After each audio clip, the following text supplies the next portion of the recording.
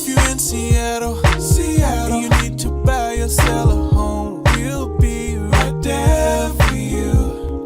Because we're the realtors that you can trust. So go to ronanddonsitdown.com.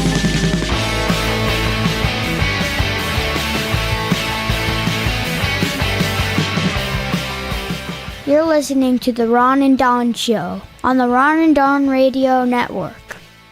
Hey, you guys, what's going on? It's Ron and Don here to talk about real estate, and we're short on time because we have to get out and do some real estate. So we're going to go real quick. Welcome to the Let's Rob Studios. He's Ron, I'm Don. What do you got? What is up, Ron and Don Nation? Yeah, anyway. You said to pick up the pace. I didn't say pick up the pace. You did. Matt over there is saying Ron said to pick up the pace. No, I just said we're on a time constraint, but it doesn't mean we have to go I was faster. acting like we're on a time constraint, and now you're in a fight with me. Nobody else needs to know You about could that. already be talking about real estate on a Friday and said you decided to sit here and pick a fight when I'm doing what I was asked to do. Didn't you say that, Matt? Pick up the pace. I thought my pace was very fast. You Too think fast? I want to get involved in this? Yeah, stay out. Anyway, what are we doing? It's Friday. Let's talk real estate. What do you got? Okay, let's go. Yeah. No. Let me hang on here. Let me look at my notes. Talk to the people while I look at my notes. No, we don't even have notes. Let's see. That article in the paper, episode 880, asked Ron about, quote, our first-time home buyers becoming extinct, unquote. That's a good question. It is a good question. There was a big story this week. Yes. Usually, Don... And the old clock on the wall says it's time to go. All right, see you, everybody. So, story this week about first-time home buyers and their percentage going down recently. Or first-time podcasters. Or first-time podcasters. And the percentage of their audience going down. Exactly. Every Friday when they talk about real estate. No, thanks for making this one-hit show. Anyway, go ahead. So, anyway,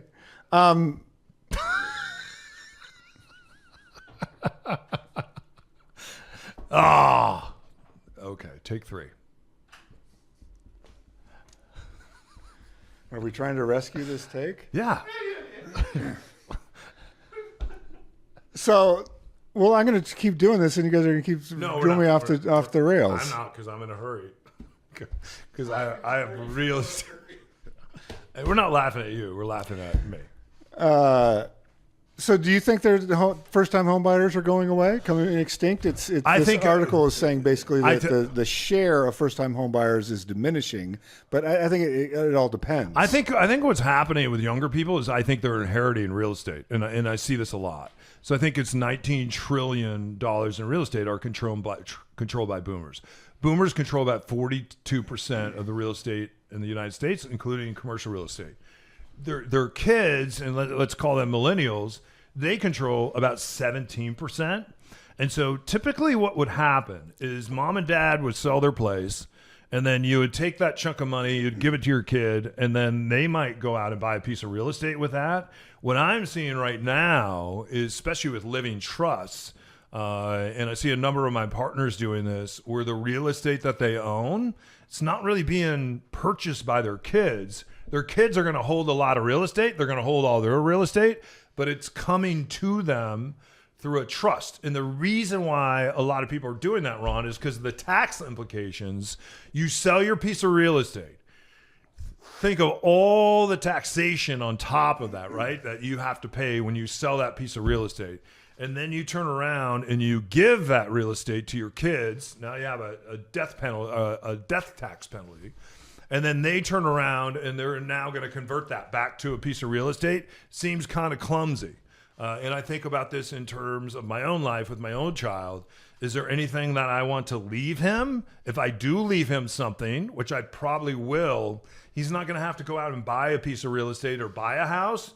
He doesn't know this, but in my real estate portfolio, there'll be something that probably comes along when I'm no longer here and he's 35. So if he hasn't bought a house by then, he'll probably have a house. So I agree with you on that. But I think the other thing that happens that I've seen with first-time buyers when I've actually gone out and represented them to take down a house is their first entry into real estate, they try to enter at the top.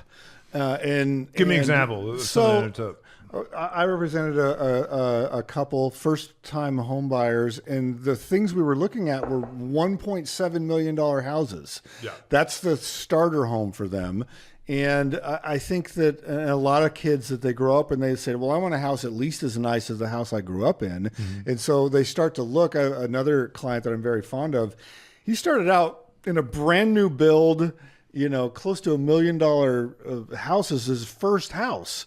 And so I think there's, when I think back to the first 4 or 5 houses that I bought were a long way away. They needed a lot of work. They were smaller than I wanted, not as nice as the house I grew up in.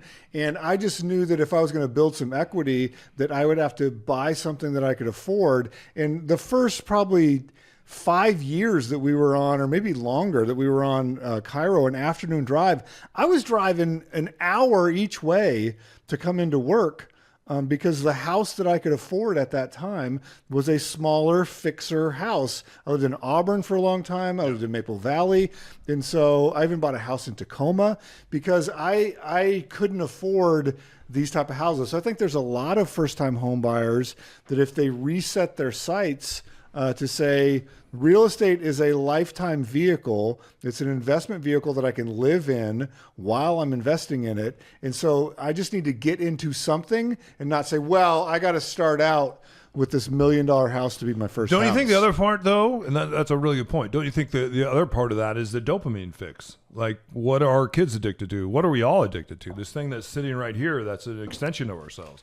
I was thinking last night, I was up on Queen Anne Avenue. I'm running to the gym with my phone in my hand.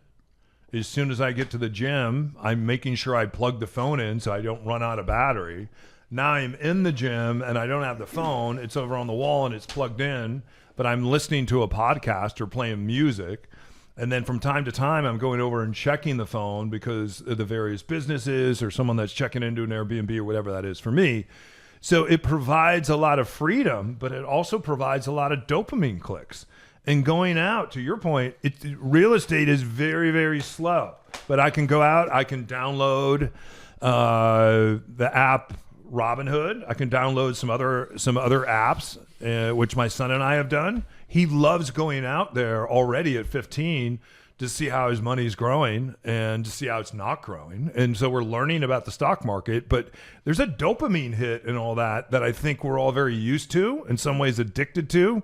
Real estate doesn't necessarily provide that dopamine hit unless you're a flipper, and I have to say, like when we help there's a lot of people that don't know how to flip their own house. So they sell it to someone or they wholesale it or they sell it without doing the deferred maintenance. Sometimes they even have the money to repair it. What we help them do is we say, hey, if you set some money aside to do these repairs, let's help you do them with our people. And then we'll flip it and you'll put all that money that somebody else would make on the flip.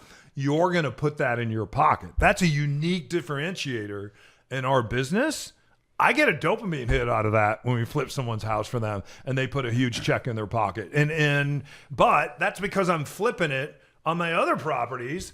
They don't give me dopamine hits because I'm always working on them, or I'm always in a crawl space, or I'm maybe dealing with an issue with a tenant or one of my guests. That does not give me a dopamine. And I think the final thing for me on first-time home buyers is I've talked to quite a few people that said, you know what, I've done the math, and being a renter is not that bad because of the flexibility it affords me. Correct. I've had a friend that's like, hey, I'm going to go spend 3 months in Australia. Awesome. And it's like, I'm going to go travel around. I'm going to do a project somewhere else. I want the flexibility to maybe work here for a year. I don't want to live here for 10 years. So they say, I'm going to just be a renter. I know that I'm not building equity, but I also can move around at any time. And they do.